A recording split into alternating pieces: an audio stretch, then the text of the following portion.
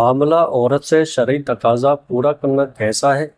کیا یہ ماں اور بچے کے لیے نقصان دہ ہو سکتا ہے یا پھر اس کے کچھ فائدے بھی ہیں؟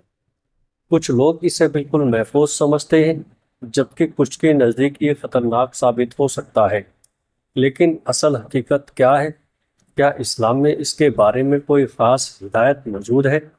آج ہم ان تمام سوالوں کے جوابات دیں گے اور آپ کو وہ حقیقت بتائیں گے جو بہت کم لوگ جانتے ہیں۔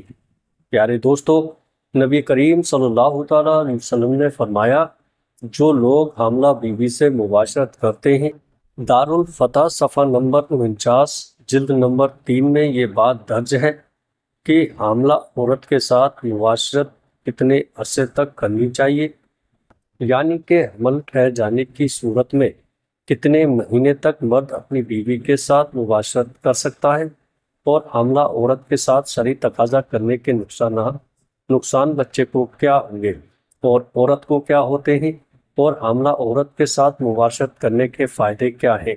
حدیث مبارکہ اور قرآن پاک کی روشنی میں آج کی اس معلوماتی ویڈیو کا بنانے کا مقصد یہ ہے کہ ہم تمام مسلمانوں کو یہ پتہ اور معلوم ہونا چاہیے کہ شریعت محمدی صلی اللہ تعالیٰ علیہ وسلم کے مطابق حاملہ عورت کے ساتھ شرعی تقاضا پورا کرنا کب تک جائز ہے اور کب تک کر سکتے ہیں۔ پیارے دوستو، یاد رہے، اپنی بیوی کے ساتھ مباشرت کرنا سنت عمل ہے، اور سنت عمل جس نے ایک ادا کیا گویا اس نے 10 نیکیاں حاصل کی۔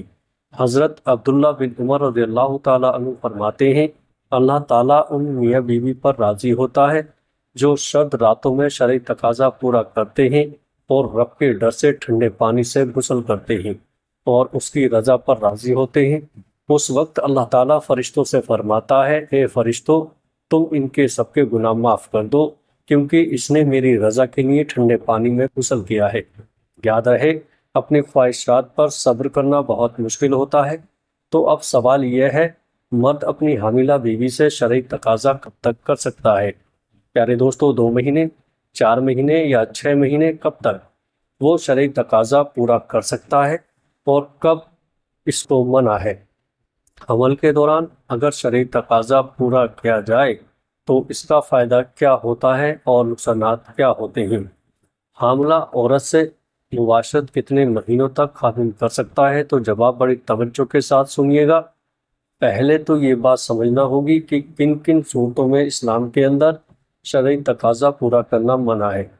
پہلی چیز یہ ہے حیض کے دوران، حیض کے کم سے کم مدت 3 دن، زیادہ سے زیادہ مدت 10 دن، ان 3 سے 10 دنوں کے دوران آپ شرعی تقاضا پورا نہیں کر سکتے۔ اپنی حلال بیوی کے ساتھ قرآن پاک نے عورت کے حیض کے ایام میں منع کر دیا ہے۔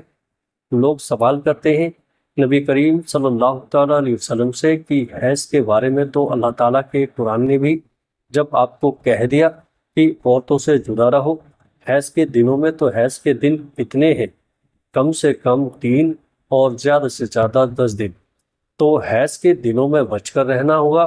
پیارے دوستو، دوسری جگہ شریعت محمدی صلی اللہ تعالیٰ علیہ وسلم نے منع فرمایا ہے اپنی حلال بیوی سے شرعی تقاضا پورا کرنے سے، وہ ہے نفاس کے دنوں میں۔ نفاس کیا ہوتا ہے؟ جب بچے کی پیدائش ہوتی ہے، اس کے بعد عورت کو خون آتا رہتا ہے، نجاست آتی رہتی ہے، تو جب تک نجاست بند نہ ہو جائے، جب بچہ پیدا ہو جائے، اس کی مدت نجاست بہنے کی کیا ہے؟ زیادہ سے زیادہ کہ 40 دن ہوتی ہے، اور کم سے کم اس کی کوئی مدت نہیں، وہ 8 دن کے بعد بھی بند ہو سکتا ہے، 10 دن کسی بھی وقت ہو سکتا ہے۔ تو ان دنوں میں بھی بیوی سے شرعی تقاضا پورا کرنا منع ہے۔ اب ہے مقام کے اعتبار سے عورت سے پچھلی شرمگاہ یا پخانے کے اندر داخل کرنا، یہاں سے شرعی تقاضا پورا کرنا اللہ تعالیٰ کے قرآن پاک میں منع کر دیا ہے۔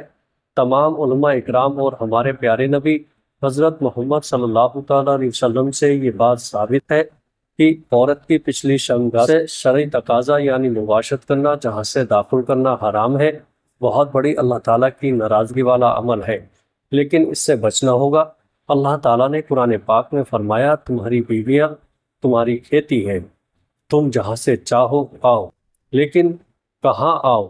حرف کے اندر، یعنی کھیتی کے اندر۔ کھیتی وہ ہوتی ہے جس کے اندر بیج ڈالا جاتا ہے، تو بیج اگتا ہے، تو غالب امکان یہی ہوتا ہے کوئی بیماری لگ جائے، کوئی اور مسئلہ بن جائے تو وہ الگ بات ہے، لیکن غالب امکان کیا ہوتا ہے کہ وہاں سے کھیت اگتا ہے جس کھیتی کے اندر بیج ڈالا جائے، اور بیج کی جگہ حرف جس کو کہا گیا ہے وہ ہے آگے کی شنگا بیوی کی ہے، پیچھے کی نہیں۔